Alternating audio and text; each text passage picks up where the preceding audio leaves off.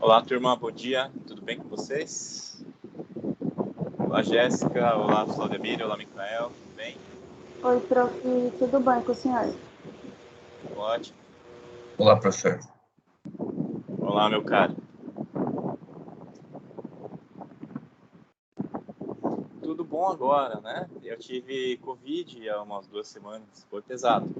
Não foram sintomas mais leves, né? Mas é duro fazer isolamento, ainda mais que era só eu em casa. Que peguei Covid e minha esposa, meus filhos não, né? Então fiquei eu isolado dentro de casa, foi complicado. Mas deu tudo certo. Nossa, prof, você tá melhor? Sim, tô bem. Já Que bom. acabou o isolamento, já passaram os dias. Que bom. Obrigado. E vocês estão enfrentando bem a pandemia? Tô enfrentando a pandemia, mas não esse calor aqui de Foz. Né? Misericórdia. Esse ano tá pior, viu, Jéssica? Eu tô percebendo. Cheguei aqui Você- no domingo querendo ir embora de novo. Você não é daqui, né? Não, sou de São Paulo, capital. O calor daqui é tremendo, mas este ano eu vou te contar, viu? Tá de Tá parabéns, superando. né? Realmente. Eu vi batendo 31 graus aqui, aí eu fiquei, gente, meu máximo era 35. Com brisa Não, ainda. no começo de janeiro tava 35, 10 horas da noite. Tava insuportável. Meu Deus, eu achando que É, tava 1 hora da manhã, tá 30 graus. é isso aí, Jéssica. É dureza aqui. Nem parece, né, que queimaram meio Pantanal e 200 quilômetros quadrados de Amazônia. Já tá um calor desse. Exatamente, misericórdia. Não tem condição. Aí ontem deu uma chuvinha fajuta e só piorou. E eu tô tipo, tá bom então, né? Não, até que deu uma refrescada ontem à noite. Dava pra ficar fora sem suar. Ah, não, ontem à noite foi perfeito. Você queria dormir do lado de fora. Mas hoje já tá quente de novo. Já. E, lamento dizer, mas vai ser assim até lá por maio. Eu acho ótimo, professor, o jeito que você anima. Você dá uma esperança de que tudo vai ficar Pois bem. é. Obrigada, Pois professor. é. Gosto de ser realista. Bom dia, Sofia. Bem-vinda.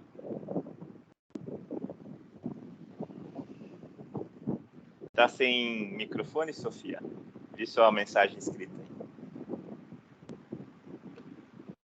Muito bem, meus caros. Então vamos dar reinício à nossa disciplina.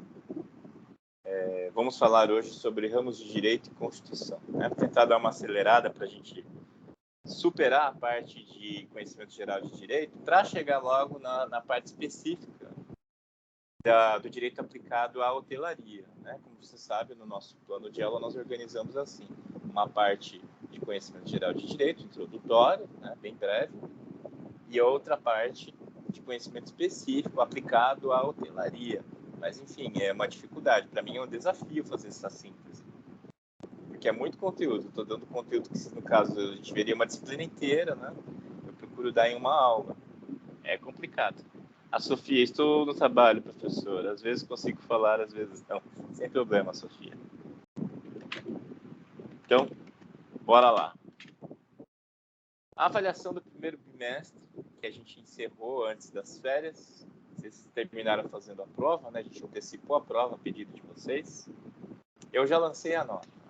Já está lá no caderno. Professor, Oi, Luan. Bom dia. eu tenho uma indignação sobre essa prova, viu? Que Pois não. eu fiquei extremamente decepcionado com a minha nota, professor. Eu estava achando que estava arrasando. E Nossa, quando eu eu não fui lembro ver sua minha nota. olha, foi triste. Deixa eu olhar aqui, Luan. Não me lembro da sua nota. Deixa eu abrir.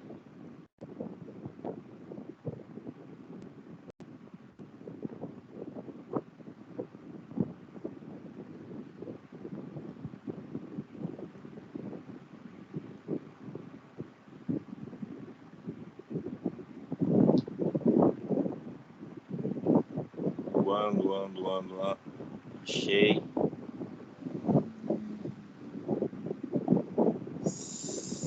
Você tirou 55 de 70? Eu achei uma boa nota.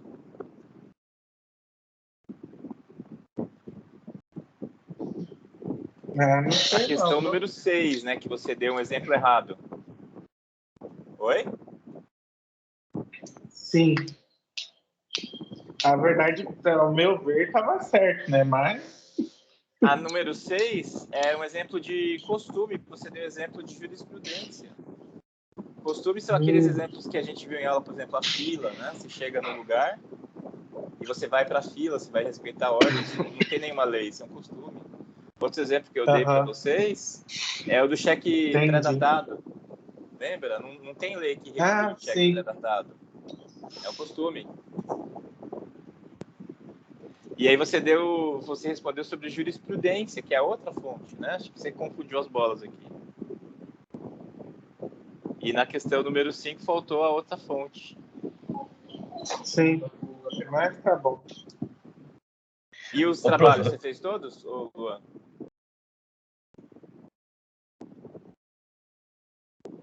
Trabalho, um eu fiz, o outro não. Então tá. Foi isso. Alguém mais chamou? Ô, prof, você tá com as notas fáceis aí? É que eu não lembro a minha. Tô com a nota da prova aqui aberta. Deixa eu olhar, Micael. Você tirou 54 de 70. Deixa eu olhar aqui. Na questão número 5, você colocou Japão. Japão não tá entre as de common law. E as fontes são... Você colocou só jurisprudência, no caso de precedentes, né? Mas também esqueci de colocar costumes. E no exemplo, você falou de fontes materiais, poder judiciário, né? E era para dar um exemplo de costume, como eu falei agora para o Luan. 2 exemplos que eu trabalhei bem com vocês foram a fila e o cheque pré-datado, mas tem vários outros costumes na sociedade que eu mencionei por cima. Lembra disso, Micael? Sim, entendi. Lembrei. Essa prova valia 70, né? Você, Micael, ficou com 54 na prova. Aí tem que ver os trabalhos, né? Somados aí, completam a nota. Eu fiz os 3. Ótimo. Então, a composição da nota foram 3 atividades, cada uma valendo 10 pontos, e uma prova valendo 70 pontos. Né? Então, teve um relatório de evento da primeiríssima aula, dia 10 de novembro. Depois teve um evento CCSA, dia 17, e um fechamento de um texto que eu dei sobre fontes do direito para vocês. Essa prova valendo 70 pontos. As atividades já estão disponíveis, eu já fiz a devolução no Teams, está lá, vocês podem entrar, acessar, olhar. A prova eu fiz comentários nas correções. E as notas eu já lancei no Acadêmicos, tá? Tá tudo aí. Algum questionamento mais, turma? Deixa eu olhar aqui no bate-papo.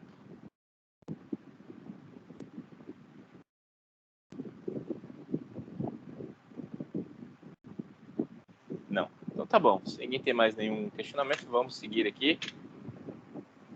O nosso conteúdo programático, como eu dizia, é esse. Nós temos 2 partes da disciplina, noções gerais de direito e aspectos jurídicos da hotelaria, né? O direito aplicado à hotelaria.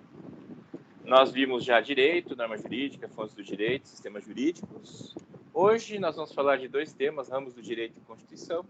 E depois, nas próximas aulas, vamos falar de processo legislativo e Estado.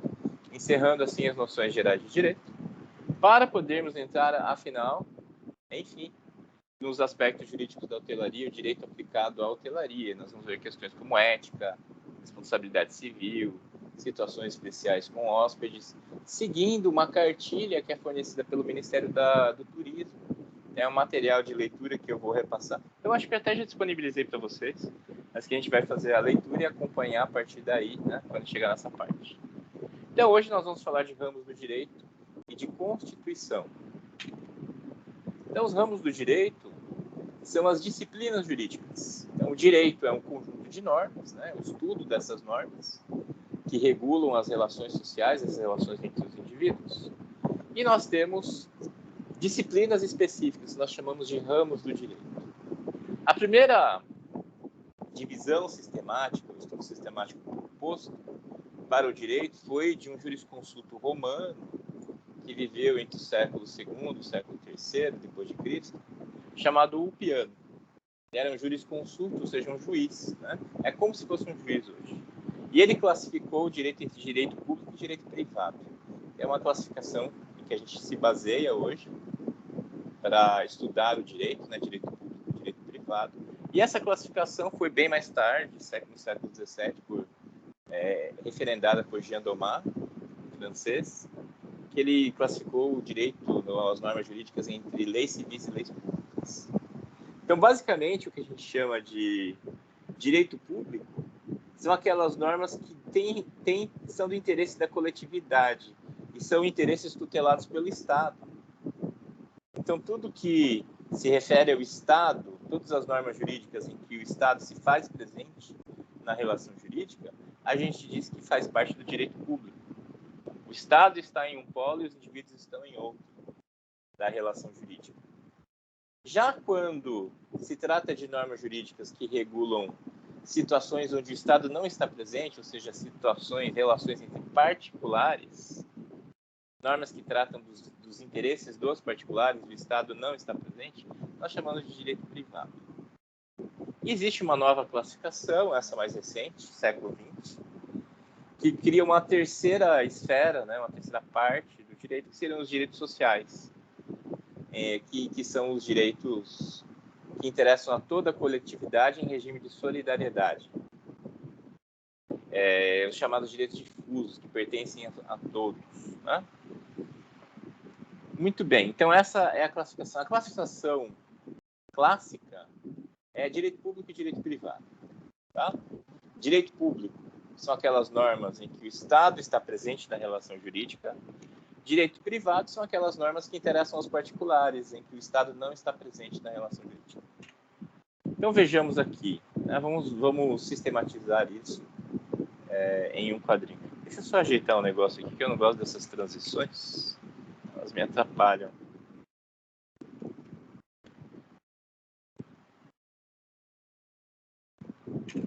Ok.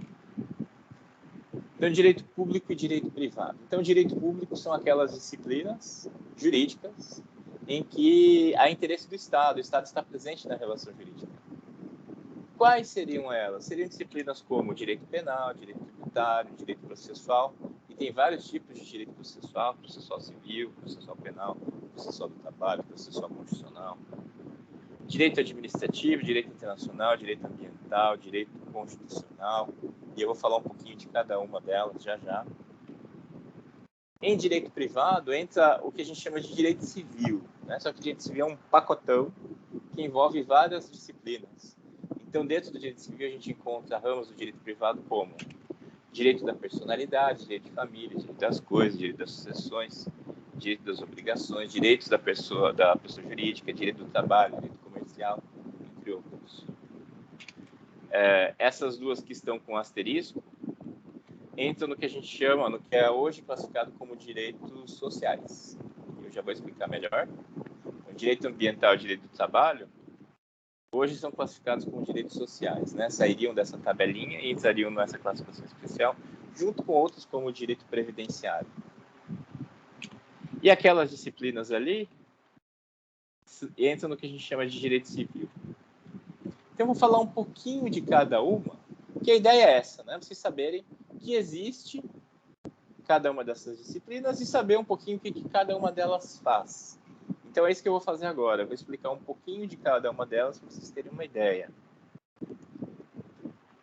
O direito penal, que também é por vezes chamado de direito criminal, mas o nome correto é direito penal, trata das penas, trata dos crimes. Então, são normas que o Estado impõe a quem transgride as normas penais. Então, no direito penal, existe o que a gente chama de tipo penal. Então, a lei estabelece um comportamento que é considerado crime. Por exemplo, o artigo 121 do Código Penal fala assim: homicídio, matar alguém, pena de tantos anos a tantos anos. Esse é o tipo penal, matar alguém. Matar alguém é um crime.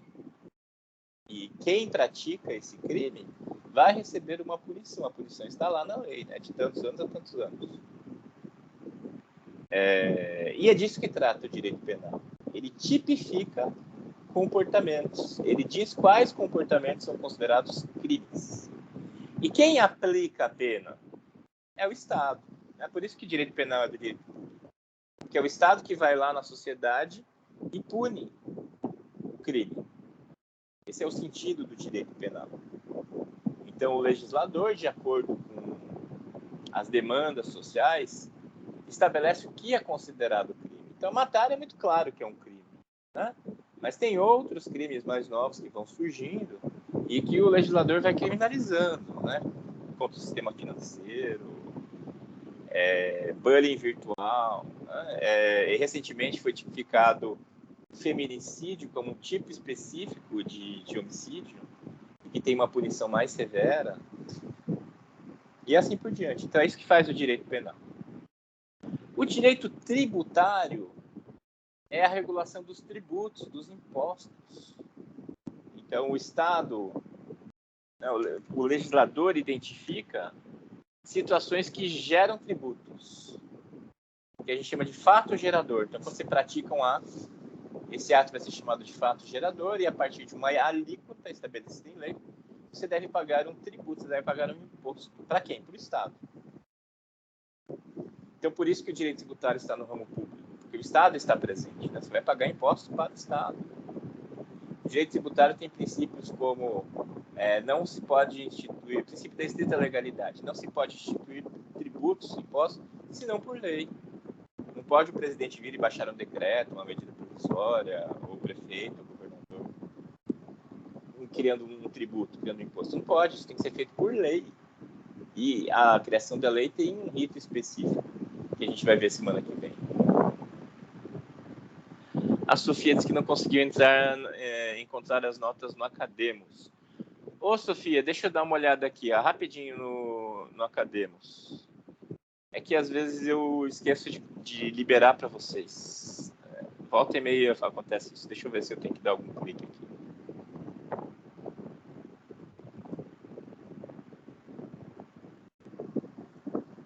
Puxa, eu achando que já tivessem visto essa nota desde antes de ontem.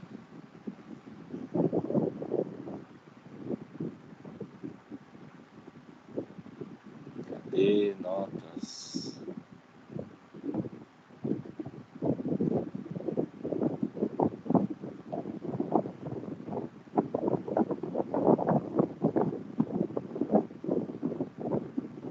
Pronto, Sofia. Faltava publicar mesmo, né? Eu sempre esqueço desse comando.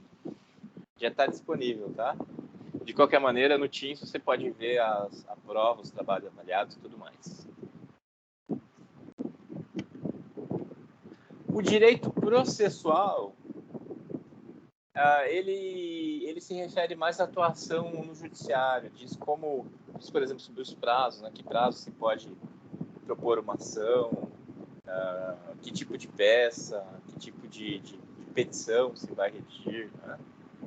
Por exemplo, se você digamos que você foi demitido do seu trabalho, você tem 2 anos para entrar com uma ação trabalhista, se você achar que tem algum direito que não foi atendido, horas extras, não recebeu adicional de férias, né? Então, se você tem algum reclame trabalhista, você tem 2 anos para entrar desde o fim do vínculo. Isso é parte do direito processual, tá? E por que é direito público? Porque diz as condições pelas quais se vai lidar com o Estado, via Poder Judiciário. O Estado está presente. Direito administrativo é o conjunto de normas que regulam a atuação da administração pública. Questões como, por exemplo, desapropriação. Digamos que precisa ser construída uma linha de metrô. Então, vai ser necessário desapropriar alguns imóveis para se construir lá uma estação, para poder se escapar por baixo do terreno.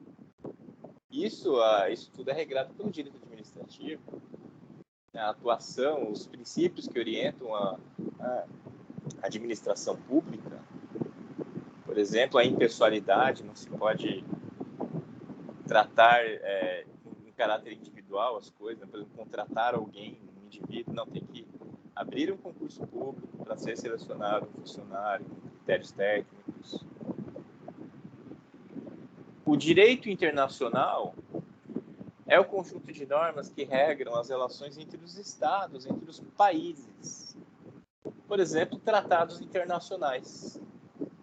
Então, entre o Brasil e o Paraguai, tem, por exemplo, o Tratado de Itaipu, que diz as condições pelas quais foi construída a usina hidrelétrica de Itaipu e como ficam as relações entre os dois países a partir de então.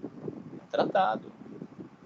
Entre o Brasil e a Argentina tem, por exemplo, um tratado de fronteira, que diz onde termina e onde começa o território de cada um. Entre os países do Mercosul tem o Tratado de Assunção, que estabelece regras sobre comércio entre os países, o que tem imunidade tributária, né? o que vai pagar imposto para entrar, se tem cotas de certos produtos para entrar ou não. Essas são regras do Mercosul. Eu vou só do aspecto comercial e do aspecto político também. São regras que regulam a atuação dos estados, por isso é direito público. O direito ambiental é o conjunto de normas que procuram preservar o meio ambiente contra a atuação antrópica, contra a atuação do homem. São regras que visam a preservar o meio ambiente. Então, o Estado preserva o meio ambiente, limita a atuação. Por exemplo, desmatamento, né? Emissão de CFC, clorofluorcarbono. Tudo isso é regulado. Opa, de nada, Sofia. E se considera um direito social, já entrando ali no direito social, porque se trata de direitos que são gozados, são usufruídos em solidariedade entre os indivíduos. Por exemplo, né, quando na década de 70 começou-se a notar que o meio ambiente não conseguia se regenerar. É um pouco antes disso. Mas é nos anos 70 que começaram a ser tomadas medidas concretas em relação a isso. Então já fazia alguns anos ou décadas que se observava que a natureza não dava mais conta da poluição, do lixo gerado pelo homem, que as espécies estavam desaparecendo, se extinguiam, morria o último animal de uma determinada espécie, aquela espécie desaparecia. Então começou-se a observar isso, e nos anos 70 começaram a surgir as primeiras regras de preservação do meio ambiente. A ideia é que o meio ambiente é um bem a ser usufruído por todos de igual maneira. Então nós temos aqui o Parque Nacional do Iguaçu, com as cataratas, que deve ser, por exemplo, usufruído por todos, em igualdade. É um bem que interessa a todos que seja preservado e que pertence a todos, inclusive o Parque Nacional do Iguaçu é patrimônio da humanidade, declarado pela Unesco. Agora, tem como eu pegar o meu quinhão disso e ir lá e dizer essa arvorezinha é minha? Não tem. Não é possível dividir idealmente para cada um a sua parcela. É um bem íntegro que deve ser usufruído por todos em regime de solidariedade. Não dá para dividir. Então, essa é a ideia dos direitos sociais. E o direito ambiental, ele está no lado público, mas ele também é considerado direito social por causa disso. O direito constitucional de que nós vamos falar já se refere às normas constitucionais, às normas da Constituição que regulam toda a organização do Estado e o ordenamento jurídico do país, a estrutura do Estado e, portanto, é direito público. Vamos para o lado do direito privado, que são normas que regram os interesses dos particulares. O Estado não está presente na relação jurídica. No direito da personalidade, nós temos regras como, por exemplo, o direito ao nome. Sabe, quem se casa pode mudar de nome. Agora, desde o Código Civil, o homem também pode mudar de nome, né? Mas, pelo costume, só as mulheres costumam mudar de nome quando se casam. Mas o homem também pode adotar o sobrenome da esposa. E isso entra no que a gente chama de direito da personalidade. Agora, recentemente, eu fiz o divórcio de um cliente e a ex-esposa, né, queria retomar o nome de solteira. A gente fez a requisição em cartório para ela retomar o nome de solteira. Isso é direito da personalidade, direitos do indivíduo. O Estado não se importa com isso, né? Não é uma relação jurídica em que o Estado seja parte. Por isso é direito privado. Ainda quando começa a personalidade, quando termina a personalidade, né, termina com a morte, ou se a pessoa desapareceu, com a declaração do desaparecimento da pessoa. Em direito de família, nós temos aí as relações entre os indivíduos no núcleo, no âmbito familiar. O direito do pátrio poder dos pais perante os filhos. Os deveres que os pais têm para com os filhos, a educação, o lazer. E agora está em pauta a questão da vacina. É um dever dos pais vacinarem os filhos. É um debate sofista esse, né, de que se a vacina é válida ou não. Obviamente que a vacina é um dever dos pais, e um direito da criança. Mas tem um falso debate em questão sobre isso, sobre essa questão que já está superada há mais de um século, né, a validade da vacina em questão de saúde pública, direito sanitário. Mas, enfim, é uma questão que está em debate, né? Os pais devem ou não devem? É um debate que já deveria ter sido superado desde pelo menos a revolta da vacina, né? Foi o século XX. Mas é isso o direito de família. Casamento, divórcio, deveres maritais, deveres dos cônjuges, uns para com os outros. Isso é direito de família. Pensão, né, em caso de divórcio. Direito das coisas trata das relações decorrentes dos bens. O direito de propriedade, a posse, o que é posse, o que é propriedade, que são coisas diferentes. São direitos relativos aos bens. Por exemplo, isso é fácil de visualizar num contrato de aluguel. Você tem a posse de um imóvel e tem a propriedade dele. É um imóvel seu, e pertence. Aí você resolve alugar esse imóvel. O que você vai fazer é ceder a posse do imóvel para o inquilino e manter a propriedade. A propriedade é sua, mas você, a partir do momento que aluga, você transfere a posse. A posse passa a ser do inquilino, né, do locatário. E você mantém a propriedade. Você pode retomar a posse. Digamos que ele pare de pagar o aluguel, você entra com uma ação reivindicatória para retomar a posse do imóvel que já é seu, cuja propriedade lhe pertence. Isso é direito das coisas. O Estado não está presente nessa relação. Uma relação privada. Direito das sucessões é o regramento das relações jurídicas que remanescem da morte de alguém. A pessoa morre. O que acontece com os seus bens, com os direitos, com as dívidas, com os deveres que aquela pessoa tinha? É o direito das sucessões que regula isso. Vamos falar dos bens, né, que é o que a gente mais pensa quando se fala em direito das sucessões. Quando a pessoa morre. Então, aquele bem forma um espólio, tem personalidade própria, né, que vai ser tutelada por alguém, porque a personalidade da pessoa termina com a morte. A partir do momento que ela morreu, ela não tem mais personalidade, ela não tem mais bens, ela não tem mais direitos. Ela desaparece como sujeito de direitos. E os bens que ela deixa formam um espólio.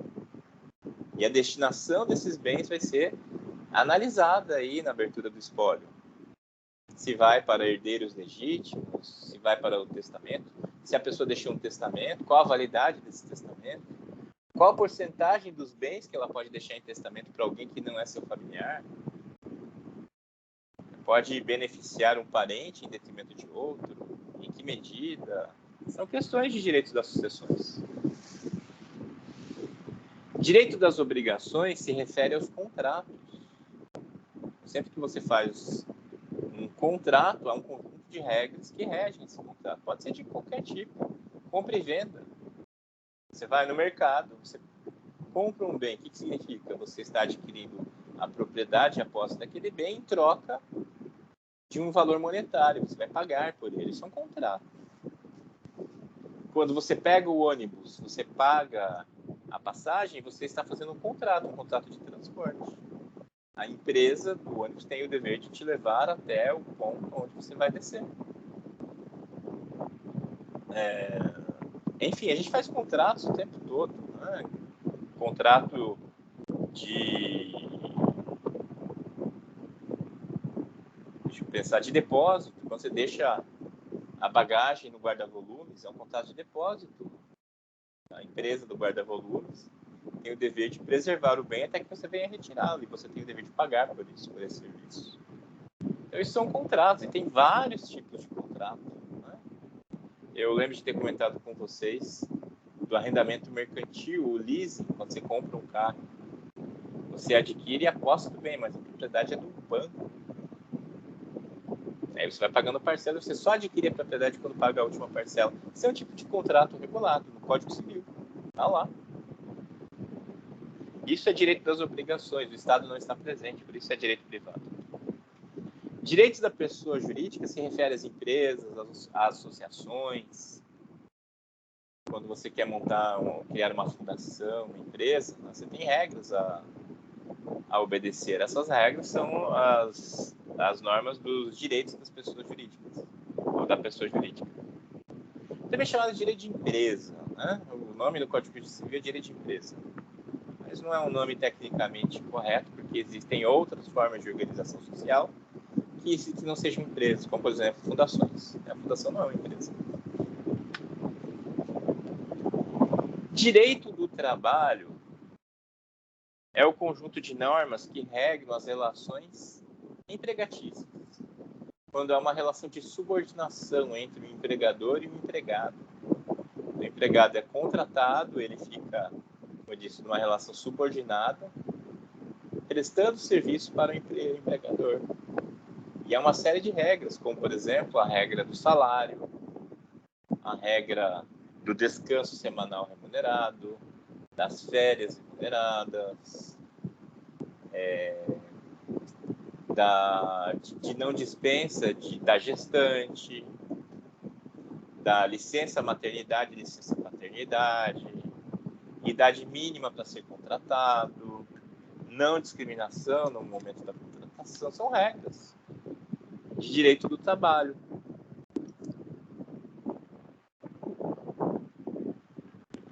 Direito comercial. E direito do trabalho tem um asterisco, que é considerado direito social, ou seja, é um direito pertinente a toda a sociedade. Interessa a toda a sociedade que essas normas sejam tuteladas. Então, entra nessa nova categoria de direitos sociais. Assim como também o direito previdenciário, que estabelece a aposentadoria, a previdência social. E o direito comercial trata das relações de comércio, os contratos, tipos de contratos, obrigações, por exemplo, entre transportadores. Uma empresa compra bens de outra, né? Como vai ser o contrato de transporte? Quem vai pagar o contrato de transporte? Quem compra ou quem vende? Qual é a responsabilidade pelo transporte? Se algo acontecer com aquele bem durante o transporte, quem é a responsabilidade? Quem envia ou de quem recebe? Tudo isso entra em direito comercial. Então é isso. Eu falei um pouquinho de cada uma delas.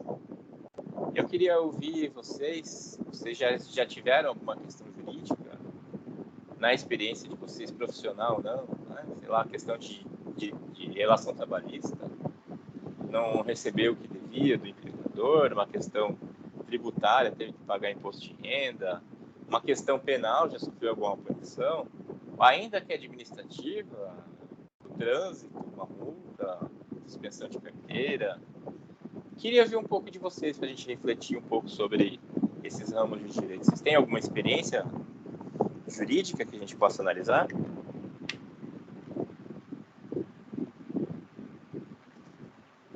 Prof, não tenho, mas eu estava pensando em ter do trabalhista. Você trabalha, Jéssica? Eu estava trabalhando. Teve alguma encrenca trabalhista? Sim, eles demitiram a galera e não pagaram. Olha aí. E isso tá desde novembro. Olha só, vocês vão entrar com uma ação? Então, tem um povo entrando com ação. Aí, como foi meu primeiro emprego, aí eu fiquei meio assim, de tipo, legal, primeiro emprego já tá saindo querendo processar, né? Já vai pôr no pau. É, exatamente. Eu fiquei com medo de manchar a carteira, ou sei lá, falar, ah, nossa, primeiro emprego. Não sei, professor. É o meu primeiro emprego, eu não sabia. Aí eles mandaram um negócio falando de acordo, né, pra fazer e tal, de parcela. E aí a maioria não aceitou porque o advogado falou que não era pra aceitar. Aí falaram pra procurar um advogado. Só que aí quando isso aconteceu, eu tava nos trâmites pra vir pra cá e nem deu tempo de ver. Olha, eu te diria o seguinte, Jéssica, não precisa ter esse temor aí de manchar carteira, isso é normal, isso não há problema nem, não vai ficar nenhum registro na carteira sobre isso. Não? Não, além do que você tem toda a razão.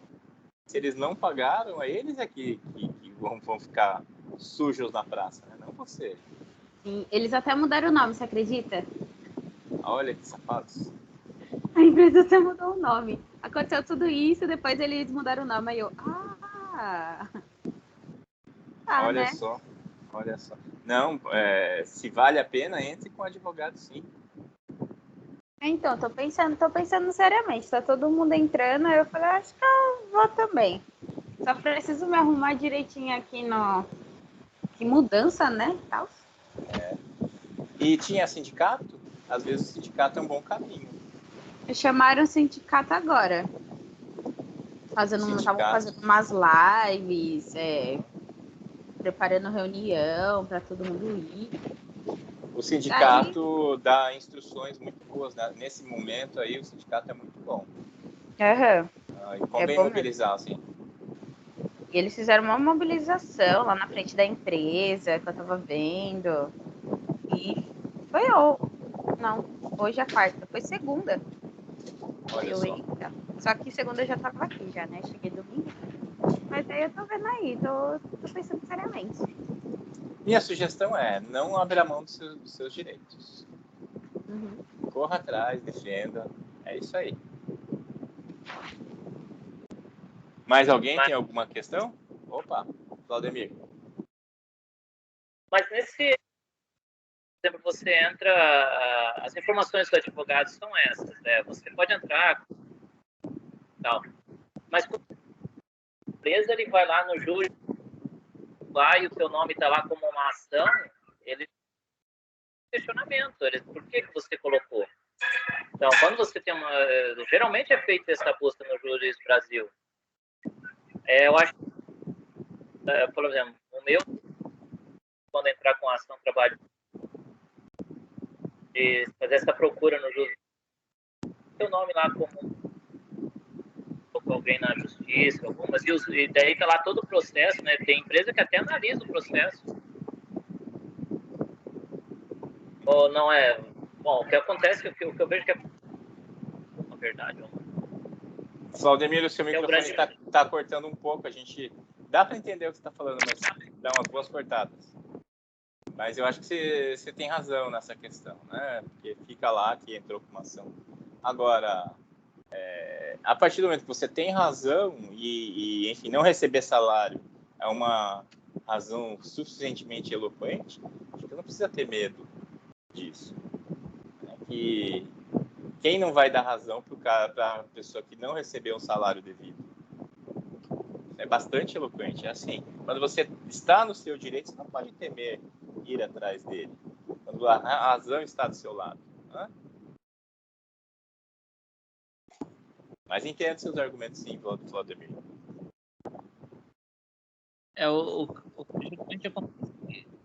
Existe uma sistemática, né? Você vai contratar alguém no cenário de currículo e coloca o nome dele lá. Se a pessoa tem esse perfil, ele não tem só uma ação. O perfil de cada empresa que ele entra, ele achar alguma brecha para entrar com ação judicial, ele tem várias ações, não tem só uma. Duas, e tem essa certeza que para ter razão, é difícil. Então, eu acho que é válido. Tudo aquilo que a gente achar que tem direito, a gente tem que ir atrás disso. Não pode se amedrontar. Realmente. Muito bem. Mais alguém? Alguma situação que gostaria de compartilhar? Micael? Luan?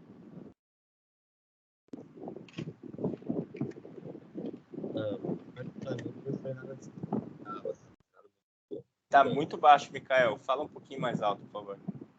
Assim, vindo de mim, nada assim, tipo, especial, muito particular. Infelizmente, eu não tive problemas jurídicos. Infelizmente não, felizmente, né, Mikael? É isso, felizmente. É isso aí. Muito bem, então vamos para o próximo tópico, Constituição. O que é a Constituição? No caso, é a lei maior.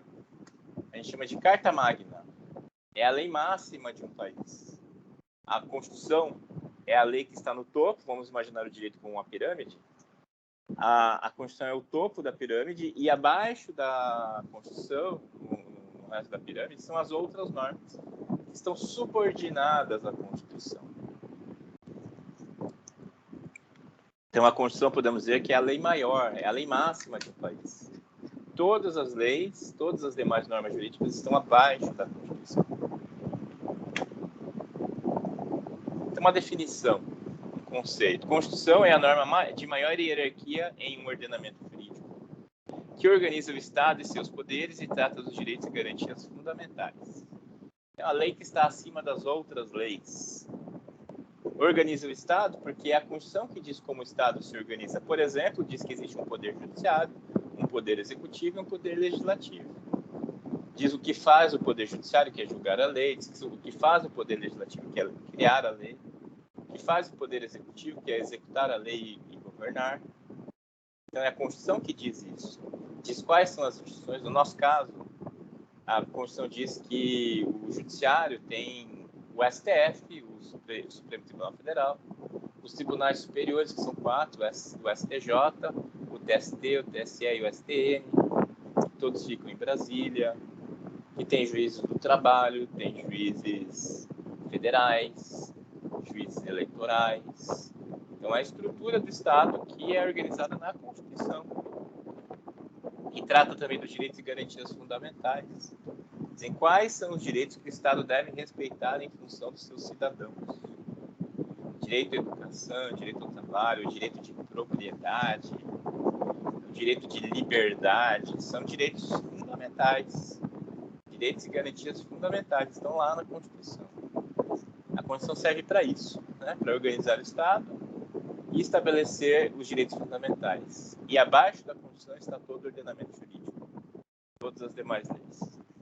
A Constituição é a ordem jurídica fundamental de uma comunidade, com força normativa suficiente para vincular e impor os seus comandos. Então, existem mecanismos que estabelecem a superioridade, a supremacia da Constituição em face do ordenamento jurídico. Um desses mecanismos são as ações de inconstitucionalidade. Então, digamos assim, que o prefeito de Foz baixe uma norma, uma lei municipal, cobrando imposto de renda dos iguaçuenses. É um imposto que todo mundo vai ter que pagar para a prefeitura em função da sua renda. Essa norma seria inconstitucional, porque só quem pode cobrar imposto de renda é o governo federal. O governo municipal não pode, isso está lá na Constituição, né? Então, existe esse mecanismo, esse instrumento, que é chamado de ação de inconstitucionalidade, que vai impedir o município de Foz do Iguaçu de fazer uma norma como essa. Porque não é competência do município cobrar imposto de renda. Então, isso permite a supremacia constitucional. Esse esqueminha aí piramidal, a gente chama de pirâmide de Kelsen. Hans Kelsen é um autor alemão que tem uma teoria chamada teoria pura do direito, e ele que desenvolve essa concepção de que o ordenamento jurídico é uma pirâmide, no topo da pirâmide está a Constituição. CF ali de Constituição Federal, né? Abaixo dela estão todas as outras normas, que eles classificam como normas primárias e normas infralegais.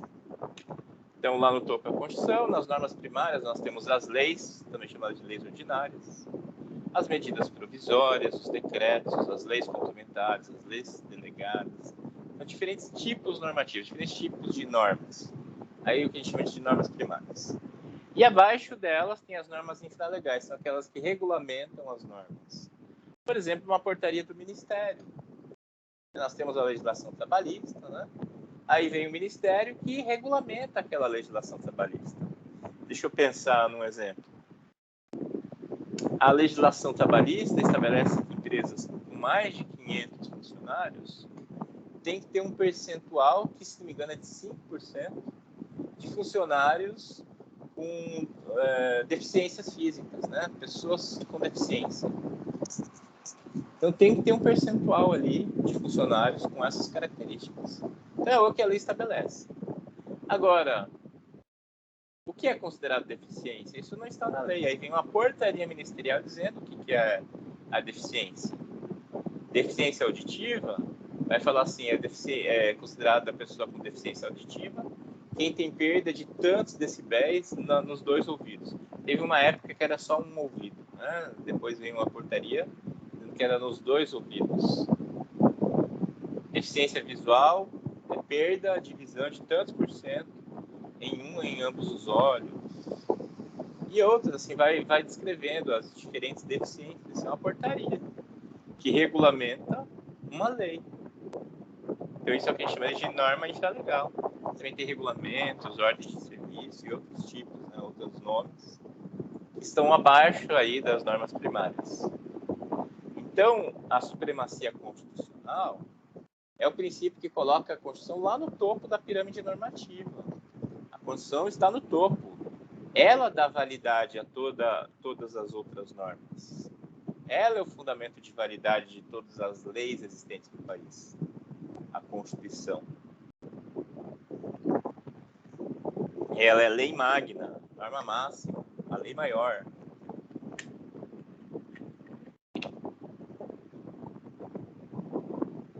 O que a gente chama de constitucionalismo é um movimento que entende que deve existir uma Constituição.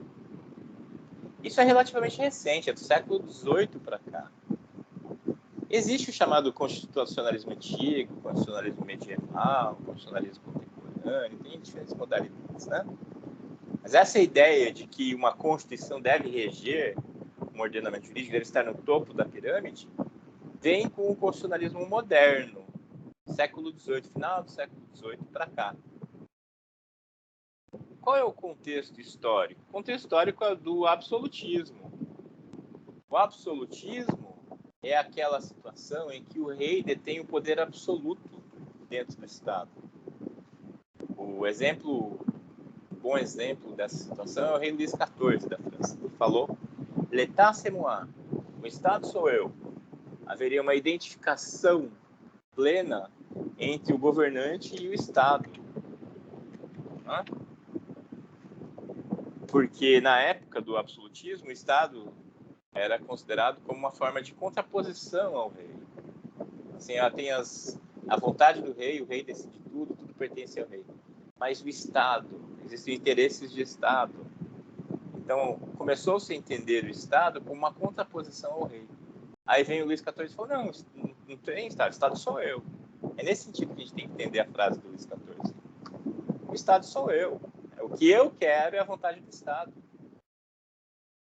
Se eu quero um copo d'água, é lícito que todas as forças do Estado se mobilizem para me providenciar um copo d'água. Estou fazendo uma alegoria, mas a lógica geral é essa. Então, o absolutismo é essa situação em que a vontade do rei é a vontade suprema.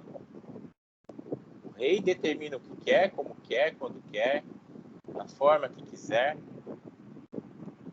E aí, nesse contexto de superação do absolutismo, surge essa ideologia do constitucionalismo. A ideia de que deve haver uma lei acima de tudo e de todos, inclusive do rei. Seria necessário criar uma lei chamada Constituição para limitar os poderes do rei absoluto. E é assim que, ao longo do século XVIII, se desenvolve a teoria da Constituição com John Locke, com Jean-Jacques Rousseau, um pouco antes com Montesquieu. E as duas primeiras constituições se deram no final desse século. A primeira Constituição, a Constituição dos Estados Unidos, em 1787. 11 anos antes, em 1776, os Estados Unidos se tornaram independentes, as 13 colônias se tornaram 13 países. E esses 13 países se fundiram em 1787 com a Constituição, mais ou menos isso, né? viraram um país só em 1787 com essa Constituição. Uma Constituição que subordinava as Constituições estaduais. E logo depois, em 1791, no contexto da Revolução Francesa, a França criou a sua primeira Constituição, a Constituição Francesa de 1791. Foram as duas primeiras constituições que influenciaram constituições ao redor do mundo, em outros países, inclusive o Brasil. O Brasil, algumas décadas depois, teve a sua primeira Constituição, logo depois da independência, sob influência da Constituição dos Estados Unidos e da Constituição da França. E assim também os nossos vizinhos latino-americanos, que se tornando independentes, iam criando a sua própria Constituição. Países europeus também passaram a criar sua própria Constituição. Portugal, por exemplo, quando o rei Dom João VI precisou voltar a Portugal, ele voltou por causa da Revolução Liberal do Porto, que pretendia criar uma Constituição limitando os poderes do rei. Então ele voltou correndo e deixou aqui o jovem príncipe Dom Pedro como regente. Então ele voltou para tentar abafar a Revolução Liberal do Porto, que não conseguiu, e criou a primeira Constituição de Portugal. Então a ideia de Constituição surgiu nessa época para limitar os poderes do rei. No absolutismo, o rei está acima de tudo e de todos. O rei está acima da lei. Né? Com o constitucionalismo, é uma inversão de papéis. É a Constituição que está acima de tudo e de todos. É a Constituição que passa a estar acima do rei, limitando os poderes do rei. Até então, não havia limites para o rei, do que o rei pudesse fazer. Ele mandava prender, ele mandava enforcar, mandava torturar, ele expoliava propriedades, cobrava impostos da maneira que quisesse, sem nenhum dever, por exemplo, dever de retorno social dos impostos cobrados, não havia. Ia para o patrimônio real. Então o rei fazia o que quisesse. Então, como resposta a esse absolutismo real, surgiu esse movimento ideológico chamado constitucionalismo. Vamos criar uma Constituição para limitar os poderes do rei. O rei não fazer o que quer. Né? Então é por isso que eu coloquei a superação do absolutismo. Foi aí que surgiu a ideia de Constituição e se difundiu. Então começou no final do século XVIII e ao longo do século XIX ganhou o globo. Todos os países, inclusive os países que iam se tornando independentes, como o Brasil, foram adotando constituições. Hoje, um pressuposto é que todo Estado deve possuir uma Constituição e todos os países membros da ONU, 193 países, cada um deles tem uma Constituição. Então é uma ideia, uma ideologia que acabou predominando na sociedade contemporânea. E os textos constitucionais devem conter regras de limitação ao poder autoritário e de prevalência dos direitos fundamentais. Então, a Constituição vem com normas que refreiam o poder do governante, que limitam a atuação do Estado. Né? Mesmo depois que é superada a monarquia, que os países se tornam repúblicas, não existe mais um rei, um monarca, ainda há necessidade de limitação do Estado, para que o Estado não atente contra os cidadãos, por exemplo, numa ditadura, prendendo, torturando, matando, deportando indiscriminadamente. Então, a Constituição vem e estabelece limites para que o Estado não haja assim. É o que a gente chama de direitos fundamentais. O Estado deve respeitar a liberdade dos cidadãos. O Estado deve prover certas necessidades, como segurança pública, como proteção à propriedade privada, como direito à saúde, à educação. Isso entra no que a gente chama de direitos fundamentais. E é assim que a gente concebe o constitucionalismo moderno. Todo país deve ter uma Constituição e essa Constituição deve refrear o Estado, para que o Estado não atente contra os direitos fundamentais dos seus cidadãos. Isso começou lá no final do século XVIII, se difundiu ao longo do século XIX. Aí chegou o século XX, XXI. No Brasil, nós tivemos a nossa primeira Constituição a partir desse contexto histórico que eu mencionei. E nós já tivemos algumas Constituições. Alguém tem ideia de quantas Constituições o Brasil já teve desde a independência? Ou os Estados Unidos, porque a gente se inspirou no modelo dos Estados Unidos. Sabem quantas Constituições os Estados Unidos tiveram desde a sua independência? Turma, os Estados Unidos. Uma só, isso aí. Os Estados Unidos só tiveram uma única, Floriano. Uma única Constituição. E a coisa mais guardada deles é a Constituição brasileira. Se eu não me engano, acho que é 7. É a Declaração de Independência, Claudemir. É? Mas o texto da Constituição também. Agora, o mais célebre é a Declaração de Independência. Ele é guardado literalmente a 7 chaves. É um cofre com 7 níveis. O Brasil já teve várias, não foi, professor? Tipo, Sim, teve várias. Chuta o número, Jéssica. Sei lá, eu sei que não chega a 10, mas sei lá, deve ser, sei lá, umas 8, 7, por aí, não é? Por aí. 8, Jéssica. Boa, nossa. O Brasil teve 8 constituições. Na verdade, é uma dos Estados Unidos sempre foi mudado a nossa Constituição. Né? Fala de novo que eu não entendi, Nicolas. Diferente dos Estados Unidos, sempre é mudado a nossa Constituição. Exato. Eles estão com a mesma Constituição há 230 anos. A gente muda de Constituição de tanto em tanto. Né? Esperamos que a de 88 prevaleça ainda por um bom tempo. Mas, basicamente, a gente muda de Constituição, Nicolas, quando há uma ruptura política. Essa é a dinâmica da nossa história. Há uma ruptura política, logo depois vem uma Constituição. Aí vem outra ruptura política, logo depois vem uma Constituição que estabiliza aquela nova situação. Então eu vou falar para vocês... eu estava dando mudança a nível, tipo assim, o Senado vai lá, reavalia a Constituição, vota e muda a Constituição, que é primordial que eles criaram. É um pouco mais do que isso. Geralmente é uma mudança na estrutura política, na estrutura econômica, na estrutura social, né? Não é só uma vontade de um pequeno grupo. Às vezes é um contexto um pouco mais amplo, tá, Nicolas? E eu vou falar um pouquinho de cada um deles.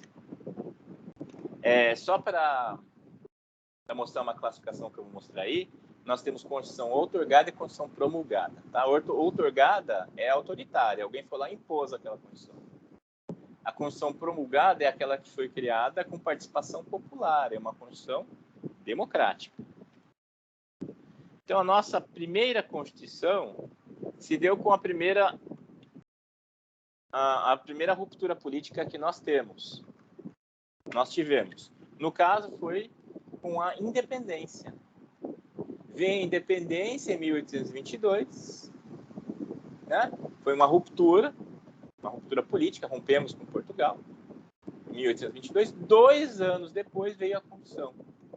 Essa Constituição é a chamada Constituição do Império de 1824. Vejam que levou 2 anos para ser feita essa Constituição. E ela é uma Constituição, não sei se vocês se lembram das aulas de História, mas vocês saberiam me dizer se ela é uma Constituição outorgada ou promulgada, né?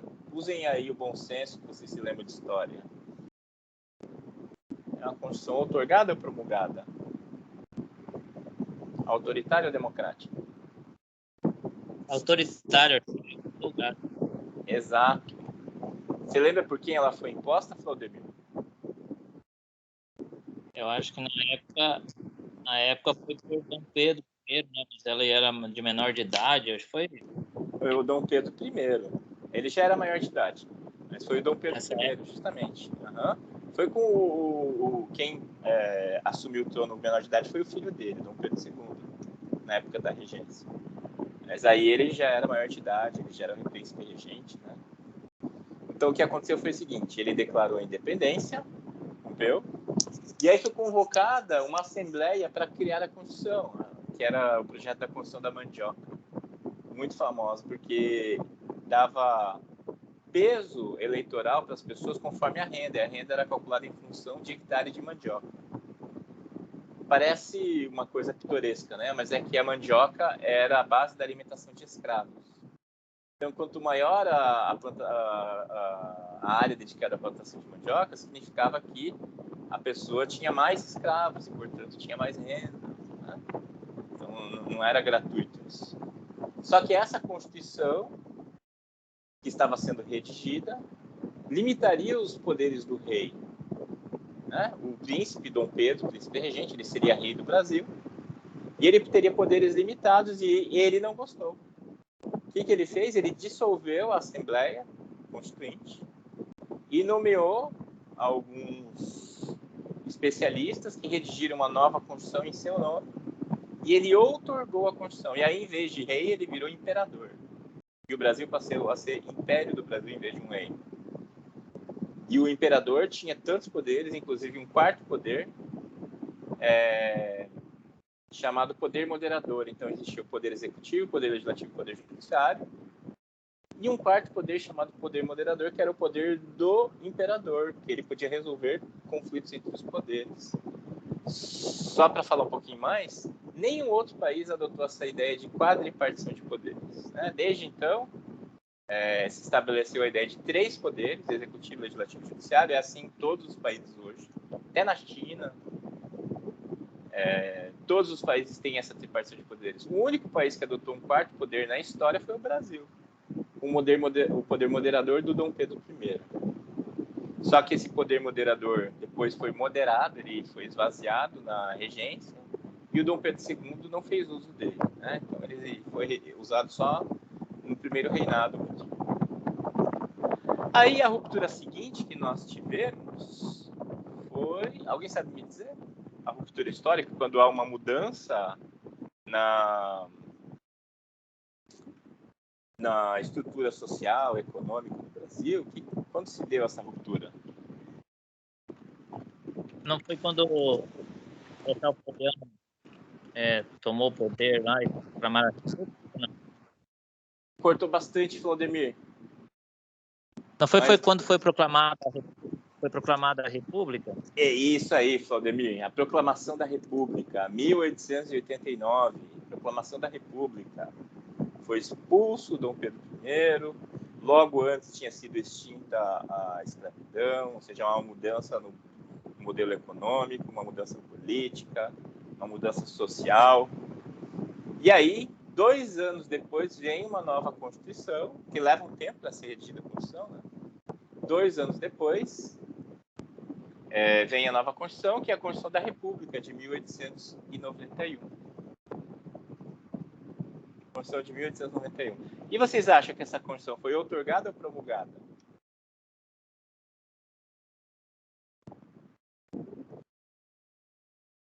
Democrática ou autoritária? Pela República, eu ia falar que foi promulgada. Exatamente, ela foi promulgada. Ela foi criada por uma Assembleia Constituinte, com representantes eleitos, com representação popular, portanto. Aí essa Constituição estabeleceu vários parâmetros do que é hoje o Brasil. O Brasil deixou de ser uma monarquia e se tornou república, e tem sido república desde então. O Brasil deixou de ser um Estado unitário e virou um Estado federal, que é até hoje. O Brasil é um Estado que adota o federalismo, é um país que adota o federalismo. Ou seja, nós temos estados, cada estado com a sua Constituição. O Paraná tem uma Constituição, São Paulo tem uma Constituição. Estabeleceu os 3 poderes, né? Porque até então eram 4 poderes. Extinguiu o poder moderador. E esses paradigmas têm sido assim desde então. República, federal, 3 poderes, presidencialista. Então, a Constituição da República estabeleceu e as demais constituições mantiveram isso tudo. Qual é a ruptura política seguinte? O que vem algumas décadas depois? Que muda também tudo na política, muda a estrutura econômica também, ou reflete a mudança de estrutura econômica? Foi quando Getúlio Vargas. Exato. A Revolução de 30, quando é deposto Washington Luiz, assume o candidato que perdeu a eleição, que foi o Getúlio Vargas, eleições fraudadas, como era na velha República, na República do Café com Leite. Então, o Getúlio Vargas tinha perdido a eleição, mas se sabia que era uma eleição fraudada. Então, ele depõe o Washington Luiz, ele assume o governo, institui o governo provisório. Só que ele passou a governar sem Constituição. A Constituição foi revogada e não tinha Constituição. E aí, dentro da Revolução, veio uma contra-revolução chamada, talvez a Jéssica saiba. Tem alguma ideia, Jéssica? Só pode repetir para Qual é o movimento que vem contra o Getúlio Vargas dentro do governo provisório? Nossa, boa pergunta, prof. Você é de São Paulo, capital? Sou, mas não lembro. Tá. Lá tem a Avenida 9 de Julho, que é em homenagem à Revolução de 32, a Revolução Constitucionalista. Verdade. De 32. É verdade, né, Jéssica? Esqueci que estava aberto, esqueci. Eu falei da Jéssica, turma, porque a Revolução Constitucionalista de 32 foi basicamente um movimento paulista, né? Foi basicamente São Paulo contra o resto da federação. E isso é muito lembrado lá em São Paulo, né? Tem a Avenida 9 de Julho, não há homenagens a Getúlio Vargas na cidade. É a única cidade que eu conheço que não tem uma praça em nome de Getúlio Vargas, uma avenida, uma rua, sabe? Um logradouro público. Porque Getúlio Vargas é muito mal visto em São Paulo. Eu sou daqui de Foz e eu morei em São Paulo muitos anos. Eu fui fazer faculdade. E eu senti esse choque quando eu fui morar em São Paulo. Jéssica e demais colegas. Não tem uma homenagem a Getúlio Vargas. O Getúlio Vargas é muito bem visto no resto do país. É claro que hoje se problematiza a figura do Getúlio Vargas. Mas em São Paulo eu senti esse choque cultural, né? São Paulo é muito mal... Getúlio Vargas é muito mal visto lá. Agora, você vai em qualquer cidade do interior, tem uma avenida Getúlio Vargas. Aqui em Foz tem a Praça Getúlio Vargas, onde ficam estruturas da prefeitura ali no centro. Enfim, tem um busto enorme de Getúlio Vargas. São Paulo não tem nada. Tem, Jéssica, a Fundação Getúlio Vargas, né, que é uma fundação federal, que parece que foi criada para justamente provocar a cidade, né? A impressão que eu tenho. Que fica perto do Hospital 9 de Julho ainda. Fica do ladinho, praticamente. Fica na Avenida 9 de Julho. Se você atravessar a rua e for mais pra frente, já tá no Hospital 9 de Julho. Olha aí. Parece que é uma provocação, né? Fincaram lá a Fundação Getúlio Vargas em São Paulo. Né? Para um bom entendedor, meia avenida basta. É isso aí. Então, eu mencionei você, Jéssica, justamente por causa da Revolução de 32, tá? Aqui a gente vê como uma curiosidade, sabe? A Revolução de 32. Uma coisa distante, tipo, sei lá, como é que fala? Cabanada, né? Essas revoltas locais. São Paulo, eu sei que é um evento central na história. E foi a Revolução Constitucionalista de 32 que exigiu de Getúlio Vargas a criação de uma Constituição, porque ele estava governando sem Constituição. E aí ele foi obrigado a convocar uma Assembleia Constituinte, que em 2 anos fez uma Constituição, que é a nossa terceira Constituição, a Constituição do Governo Provisório de 1934. Uma Constituição que dava ao Getúlio Vargas um mandato de 4 anos, que ia se extinguir ali, em 1934, e seriam convocadas novas eleições para eleger o substituto do Getúlio Vargas, que assumiria o governo no ano seguinte. Né? Como se desse 2 mandatos para ele, é isso aí, 2 mandatos de 4 anos. Só que antes de se encerrar, né, o segundo mandato dele, que ia se encerrar em 1938, ele deu um golpe. Alguém se lembra o nome desse golpe? É chamado autogolpe, né? O golpe do Estado Novo. E ele impõe uma... O Estado Novo, não era? Exato, Claudemir, o Estado Novo. A Constituição do Governo Provisório, portanto, é promulgada. Né? Ela é democrática. Daí ele dá o golpe do Estado Novo e impõe uma Constituição.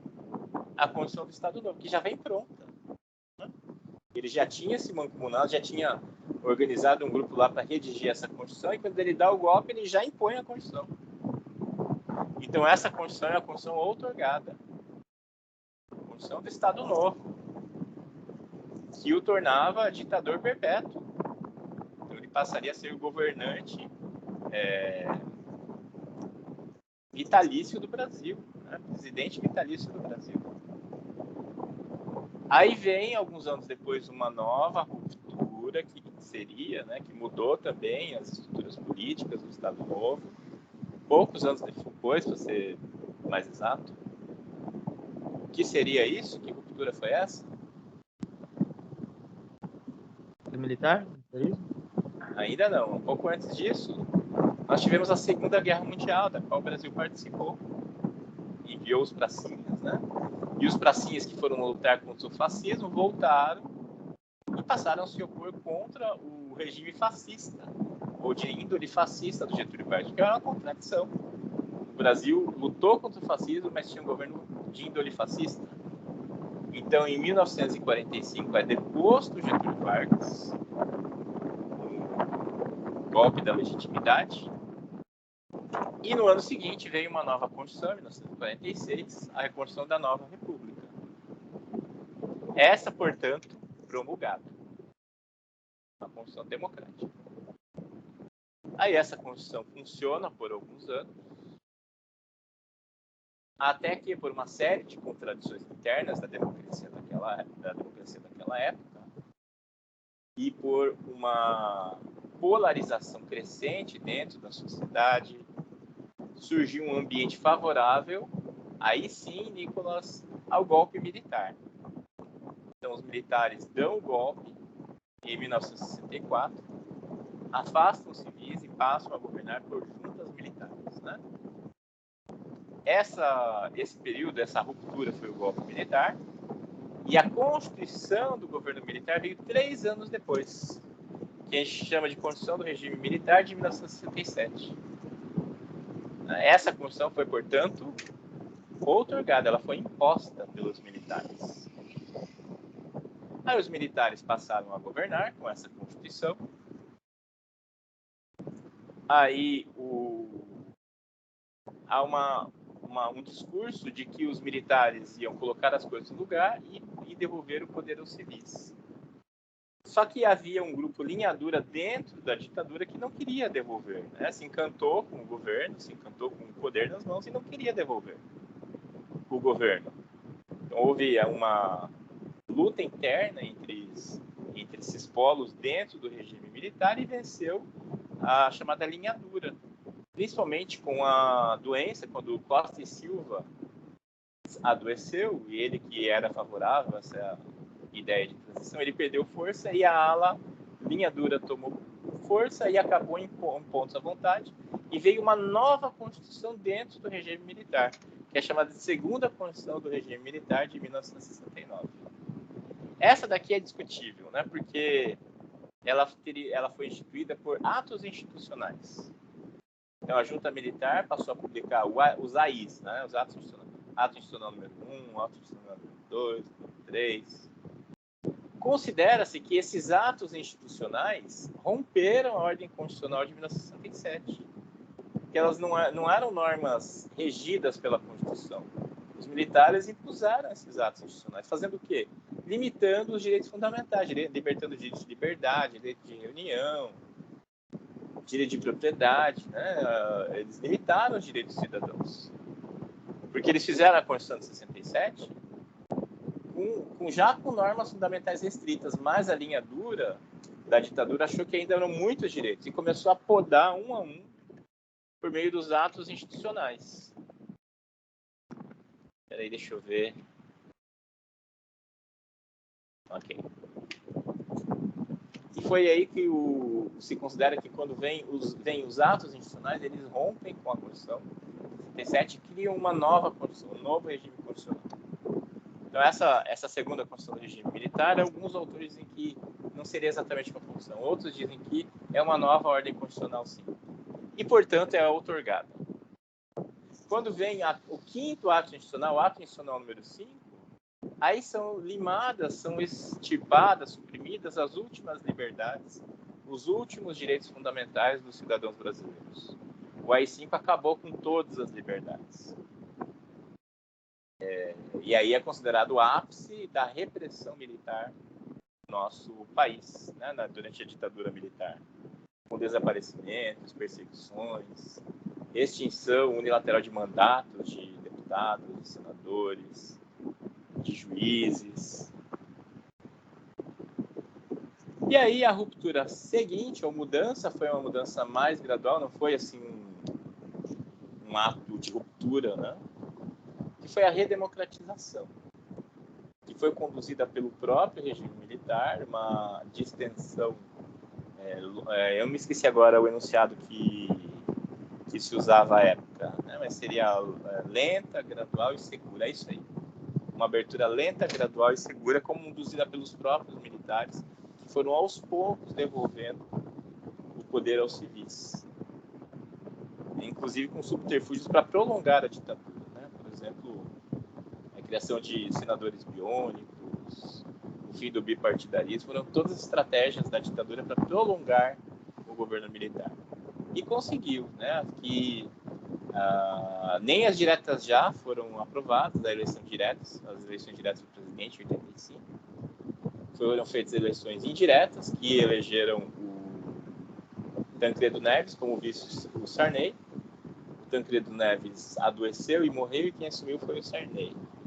E a Constituição só veio nesse período, depois que já tinha sido entregue o poder aos civis, veio a Constituição, a atual Constituição, a Constituição de 88. Constituição da República Federativa do Brasil, que a gente chama de Constituição de 88, que é a nossa atual Constituição, que contém as regras de organização do nosso país, do nosso Estado, né? Portanto, uma Constituição promulgada. Notem que nós temos 4 Constituições promulgadas e 4 Constituições outorgadas. Notem que na nossa história nós tivemos muitas Constituições e elas sempre são resultado de uma ruptura, de uma mudança no sistema político, no sistema econômico, na estrutura social, né? Tudo isso, apenas alguns desses itens que eu mencionei. Mas é sempre assim, há uma mudança, logo depois vem uma Constituição. Há uma mudança, logo depois vem uma Constituição. Essa é a dinâmica da nossa história. Enquanto nos Estados Unidos eles têm a mesma, né, a única e mesma Constituição desde 1787. Uma única Constituição. Tem vários motivos que explicam isso, né? Não é só a democracia. A Constituição deles é curtinha, gente, né? A Constituição deles tem 8 artigos. A Constituição de 88 tem 250 artigos, mais 100 artigos adicionais. Pensa, é muita coisa. Nossa Constituição é prolixa, ela fala demais. A Constituição deles é bem sucinta, bem densa, só fala do principal. E por isso ela foi pouco mudada, né? Enquanto a mesma Constituição de 88, a gente já teve mais de 80 emendas.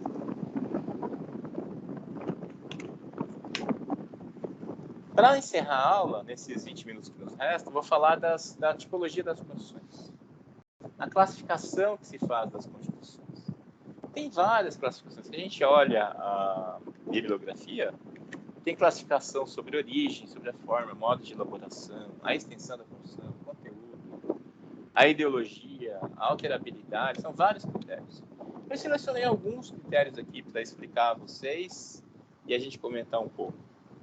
E aí vocês me dizem, né, eu vou fazer assim, eu vou explicar a classificação, e aí vocês me dizem onde que a Constituição de 88 entra, o que vocês acham, pelo menos, o que vocês deduzem. Qual é a classificação da Constituição de 88? Então, a primeira classificação é quanto à origem.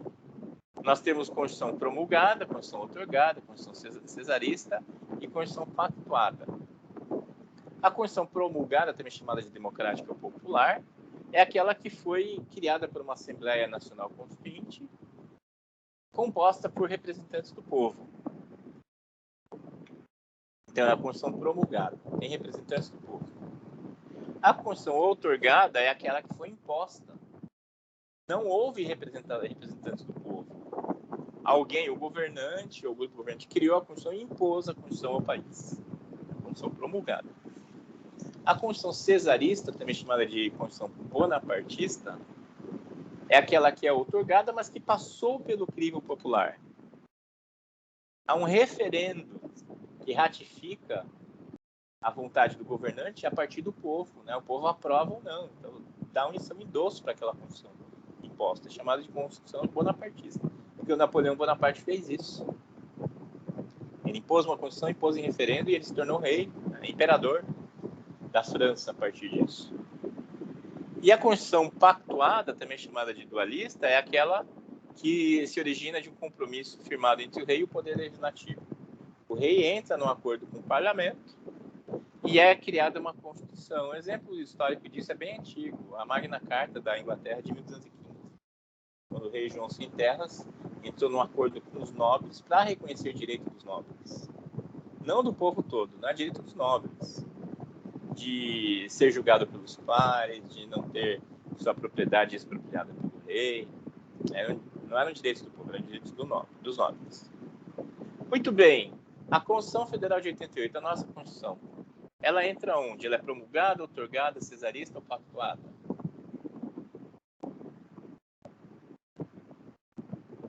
Podem responder no chat.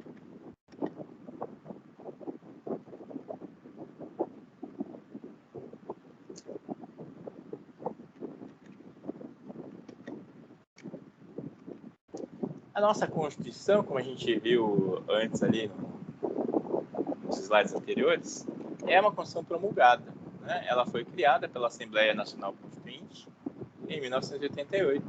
Portanto, é promulgada, teve participação. Quanto à forma, a Constituição pode ser escrita ou costumeira. Ela é escrita quando é composta por um conjunto de regras organizadas em um único documento, um documento formal. E ela é costumeira quando é composta por textos esparsos, baseando-se nos usos, costumes e jurisprudência. Esse último é o exemplo da Constituição do Reino Unido, a Constituição Britânica. Fala-se que é uma Constituição não escrita, né? Uma Constituição costumeira. Embora haja documentos escritos, que juntos têm força constitucional, mas eles não têm um documento sistematizado, como é o nosso caso, né? Então, o nosso caso é de Constituição escrita. A Constituição de 88 é uma Constituição escrita. Ela foi criada, sistematizada em um único documento. Quanto ao modo de elaboração, nós temos a Constituição dogmática e a Constituição histórica. A Constituição dogmática é sempre escrita, sendo elaborada por um órgão constituinte, segundo dogmas ou ideias. É criada uma assembleia para redigir uma Constituição. Já a Constituição histórica, ela também é chamada de costumeira, ela resulta de uma lenta formação histórica das tradições de uma sociedade. Então, aquela Constituição representa um movimento histórico daquela sociedade. A Constituição de 88 é dogmática, né? Ela foi criada por uma Assembleia Nacional Constituinte. A Constituição do Reino Unido é histórica, da Inglaterra, né? É histórica. Dos Estados Unidos também é histórica, que ela foi criada no contexto da independência e união dos estados, que formaram uma federação, e ela representa esse esforço todo. É a Constituição histórica. A Constituição da Argentina também é histórica, ou ao menos a primeira Constituição da Argentina é histórica, que mostra o resultado do conflito entre federalistas e unitaristas na Argentina. Quanto à alterabilidade, também chamada de estabilidade, a Constituição pode ser chamada de imutável, superrígida, rígida, flexível, semirrígida ou fixa. O que é alterabilidade? É a possibilidade de mudar a Constituição. A Constituição é criada. Essa Constituição, depois de criada, ela pode ser mudada ou não? Ela tem que ficar do jeito que ela está? É disso que a gente está falando. Quão fácil ou quão difícil é mudar essa Constituição? A Constituição imutável é aquela que não pode ser mudada de nenhuma forma.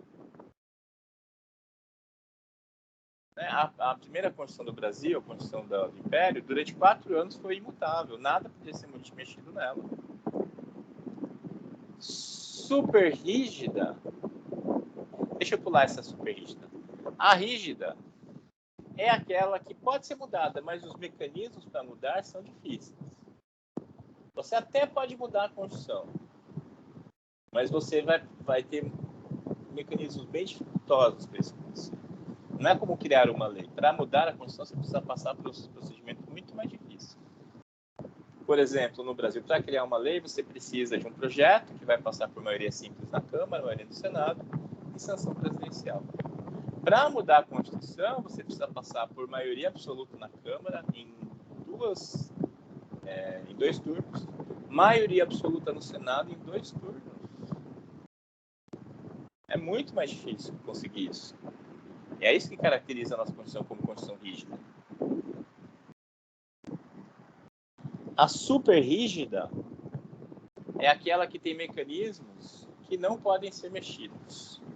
O Alexandre de Moraes, que é ministro do Supremo, que é um constitucionalista importante, entende que a nossa Constituição de 88 é super rígida, porque tem as chamadas cláusulas pétreas. Tem disposições que não podem ser mexidas de jeito nenhum. Por exemplo, democracia. A gente não pode mudar o regime democrático. Agora, a maior parte dos constitucionalistas considera a nossa Constituição como rígida, tá? É só o Alexandre de Moraes que considera como super rígida. A Constituição é flexível quando ela pode ser mudada facilmente. Você muda a Constituição como quem muda uma lei. É bem fácil mudar a Constituição. Semi-rígida é que tem uma parte que é fácil de mudar e uma parte que é difícil de mudar. Como foi a Constituição de 1824, né? Outro exemplo. E fixa é aquela que só pode ser modificada pelo mesmo poder que a criou. Então, a Constituição de 88 é considerada uma Constituição rígida. Ela pode ser mudada, mas ela cria dificuldades para essa mudança. Não é fácil. E a última classificação, dentre as muitas possíveis, e a que eu escolhi mostrar para vocês, é a classificação entre Constituição liberal e Constituição social. Constituição liberal também chamada de negativa e Constituição social chamada de dirigente. A Constituição liberal é aquela que se preocupa em limitar a atuação do Estado, trazendo apenas prestações negativas, chamadas direitos fundamentais de primeira dimensão. Aquela que diz que o Estado deve proteger as liberdades, proteger a propriedade privada, ninguém deve ser preso, todo mundo é considerado inocente até prova contrário, ninguém deve ser preso sem uma acusação formal. Então são chamados direitos de primeira dimensão. A Constituição Social prevê também direitos de segunda dimensão. Ela se preocupa não apenas em preservar as liberdades, mas também em efetivar direitos sociais, econômicos e culturais. Ou seja, se na liberal a Constituição exige uma atuação negativa do Estado, quanto menos o Estado atua, mais liberdade o cidadão tem, a Constituição Social exige uma atuação positiva do Estado. O Estado, em certas situações, tem que atuar na sociedade. Por exemplo, provendo saúde, como o Brasil, né? A Constituição de 88 é uma Constituição social. Prevê o SUS. O Estado brasileiro provê saúde pública. Os Estados Unidos, até o governo Obama, não tinham um mecanismo assim, né? Então foi criado o que eles chamam de Obamacare, né? Um apelido que se deu, que é um sistema muito menor do que o nosso SUS, mas que fez um papel que o Estado nunca fez lá, que é prestar serviço de saúde à população. Nos Estados Unidos, quem fica doente e não consegue pagar, simplesmente não tem atendimento à saúde. Eu vi o filme do Homem-Aranha recentemente. Ele fica doente, o que ele faz? Ele vai para casa. Ele não tem dinheiro para ir para o hospital. Aqui no Brasil, a pessoa pode ir ao SUS. O sistema pode não ser de qualidade, de primeira linha, mas há um serviço de atendimento gratuito, há remédios fornecidos pelo Estado, né? Então, por isso, o nosso Estado, por meio do SUS, provê essas necessidades de saúde pública. E isso caracteriza o nosso sistema constitucional como uma Constituição social. O Estado provê saúde, o Estado provê educação, o Estado provê direitos culturais. Não é só proteger a propriedade privada, não é só proteger a liberdade. O Estado age positivamente na sociedade para efetivar os direitos sociais. E com isso concluímos. Alguma dúvida, turma? Por enquanto, não. Eu tô vendo que eu tô com problema de som. A Jéssica tava falando e eu não ouvi nada. Eu não sei há quanto tempo eu tô com problema de som. Fala de novo, Jéssica, por favor. Eu falei que por enquanto não, prof. Obrigado. Notei agora, se alguém falou algo antes, desculpem, gente, eu não ouvi. Vou fazer a chamada e encerramos.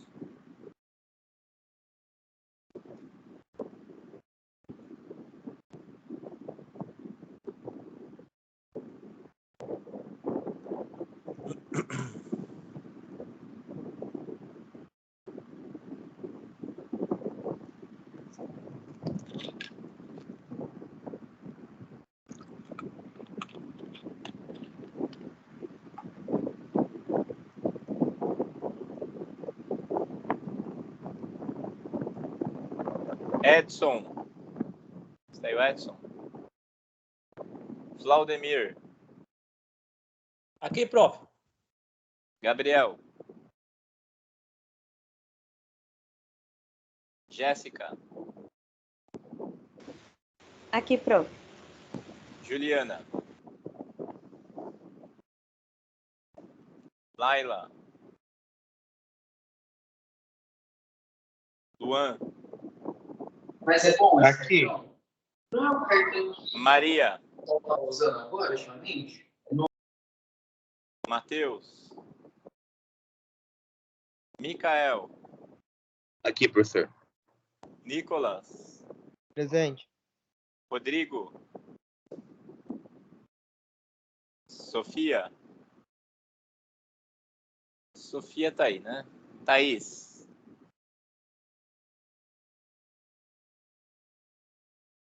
Ok, Sofia, presente para você. É isso então, meus caros. Obrigado. Encerramos aqui. Semana que vem vamos falar de processo legislativo, ou seja, como se cria uma lei. Tchau, tchau. Boa semana para vocês. Arrasou. Falou, prof. Tchau. Tchau. Tchau, professor.